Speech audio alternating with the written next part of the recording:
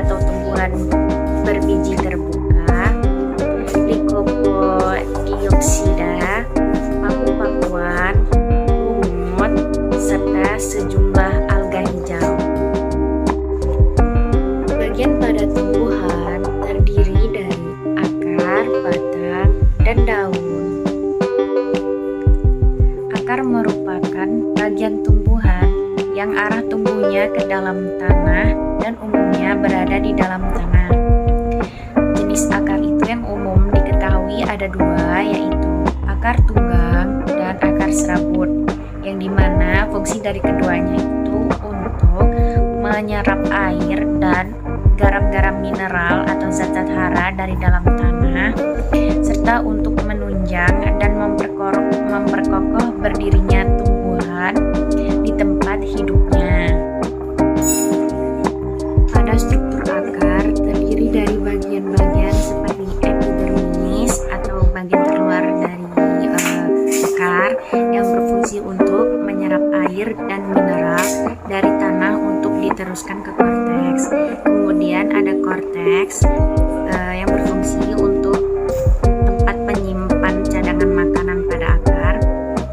Kemudian ada endodermis untuk mengatur jalannya mineral menuju ke silinder pusat. Kemudian ada perisikkel untuk membentuk cabang-cabang pada akar. Kemudian ada xilem untuk mengangkut air dan mineral dari tanah menuju batang hingga ke daun. Floem untuk mengangkut hasil makanan dari proses fotosintesis menuju ke seluruh bagian tumbuhan. Kemudian ada rambut akar untuk mencari celah antar partikel tanah dan mempermudah proses penyerapan air dan mineral hara.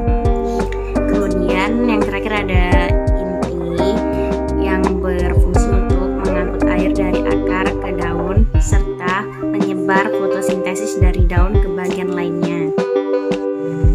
Selanjutnya adalah batang. Batang merupakan organ dasar pada tumbuhan berpempuluh. Keberadaan batang ini berguna untuk mendukung bagian-bagian lain dari tumbuhan seperti bunga, daun, dan buah. Fungsi batang ini sangat beragam, salah satunya sebagai penyangga tumbuhan. Batang sendiri itu ada dua jenis. Yang pertama itu ada batang berkambium dan batang tidak berkambium. Nah, untuk batang yang berkambium itu contohnya seperti pohon jati, pohon akasia, dan pohon mahoni. Sedangkan pohon yang tidak berkambium itu contohnya seperti pohon pepaya, pohon pisang, dan berbagai jenis rumput-rumputan. Struktur batang juga ada yang dikotil dan monokotil, di mana bagian-bagiannya itu terdiri dari jaringan akar yang berfungsi untuk mengisi biomasa, menjalankan berbagai fungsi fisiologi, dan menopang serta memberi bentuk tubuh tumbuhan.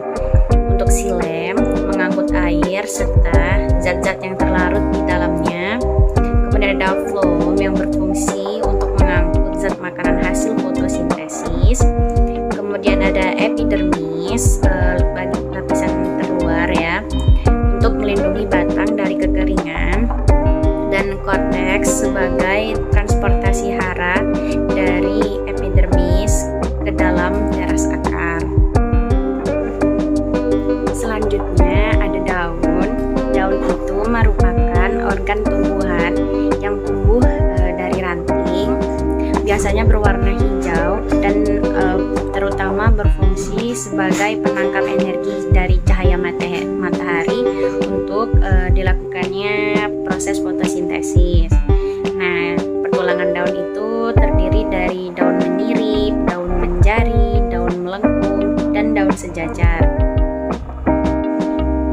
Kemudian pada struktur daun terdiri dari kutikula yang berfungsi untuk melindungi tanaman dari serangan hama dan penyakit, kemudian mengurangi laju transpirasi air dan merefleksikan sinar matahari. Kemudian ada parenkim sebagai tempat melakukannya proses pembuatan zat makanan, dan ada epidermis ya lagi-lagi bagian terluar yang berfungsi untuk melindungi jaringan yang terdapat dalam tumbuhan.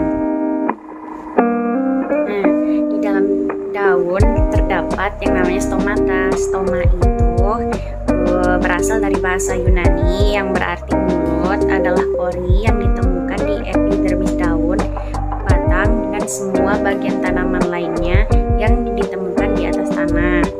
Stomata dinamai demikian karena memungkinkan pertukaran gas antara atmosfer dan bagian dalam daun yang merupakan fungsi utama dari stomata. Stomata itu disebut juga sebagai mulut daun. Stomata itu ada yang terbuka dan ada yang tertutup. Nah, pada struktur stomata terdiri dari sel penjaga dengan fungsinya sebagai pengendali penutupan serta pembukaan stomata. Sel penjaga ini disebut juga sebagai guard cell. Kemudian ada nukleus. Nukleus ini untuk mengendalikan proses berlangsungnya metabolisme dalam sel. Kemudian ada kloroplas. Kloroplas ini sebagai tempat berlangsungnya fotosintesis dengan bantuan sinar matahari. Kemudian ada vakuola untuk membangun turgor sel dengan memasukkan air melalui tonoplas. Terus yang terakhir itu ada dinding sel untuk melindungi sel tumbuhan, mempertahankan bentuk sel, dan mencegah absorpsi air secara berlebihan. Itu saja yang dapat saya sampaikan pada video kali ini. Mohon maaf bila ada kesalahan dalam penyampaian materi. Terima kasih dan wassalamualaikum warahmatullahi wabarakatuh.